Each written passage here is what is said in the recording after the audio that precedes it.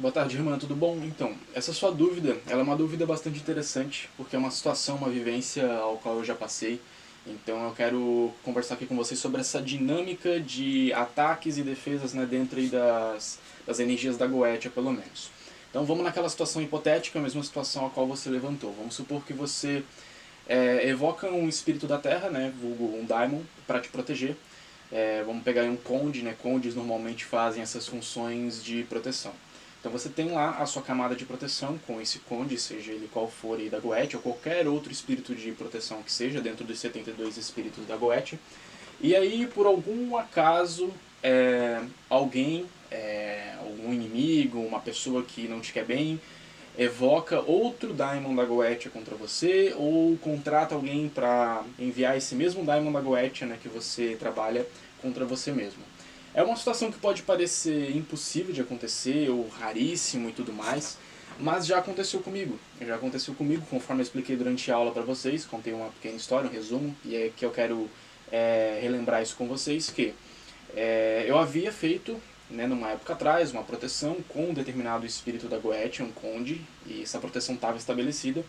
E aí, depois de uns meses, eu acabei recebendo um ataque de uma outra pessoa, um outro magista que, por acaso, que eu não acho que foi por acaso, talvez foi alguma coisa proposital, ou acaso mesmo, enfim, enviou o mesmo espírito, né, que eu estava trabalhando para proteção, enviou o mesmo espírito para me atacar. Então, esses ataques eles aconteceram por alguns períodos até eu descobrir quem que realmente estava atacando.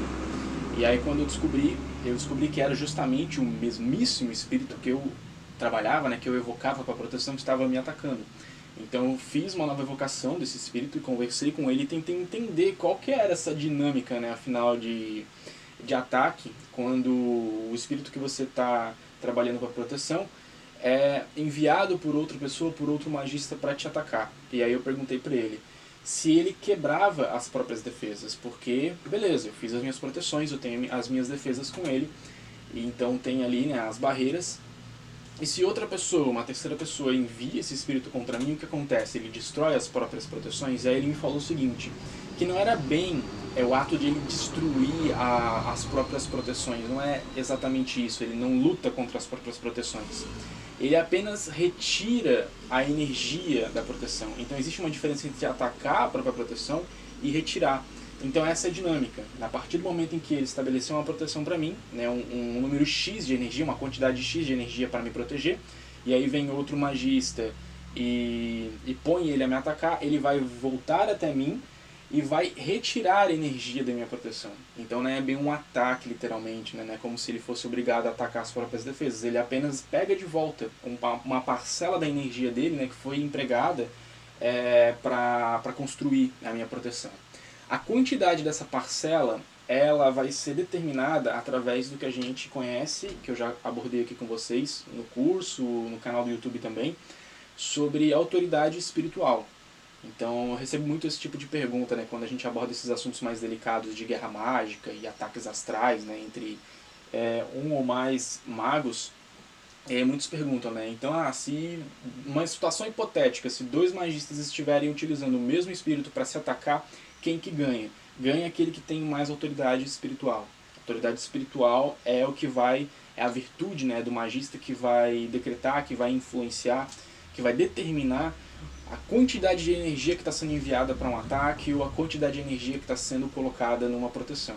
Então, novamente, voltando para aquilo que a gente estava conversando anteriormente, se alguém manda um Daimon para me atacar e esse mesmo Daimon faz uma proteção, ele vai retirar a energia, ele vai pegar de volta um pouco, né, de energia que ele empregou na minha proteção.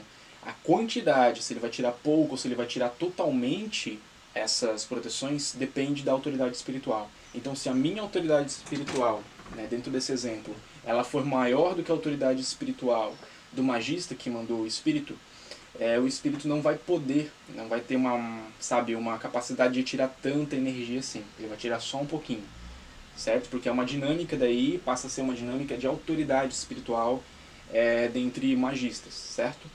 Numa situação hipotética onde a autoridade espiritual daquele que enviou seja maior do que a minha, o espírito vai tirar completamente as energias de proteção, certo?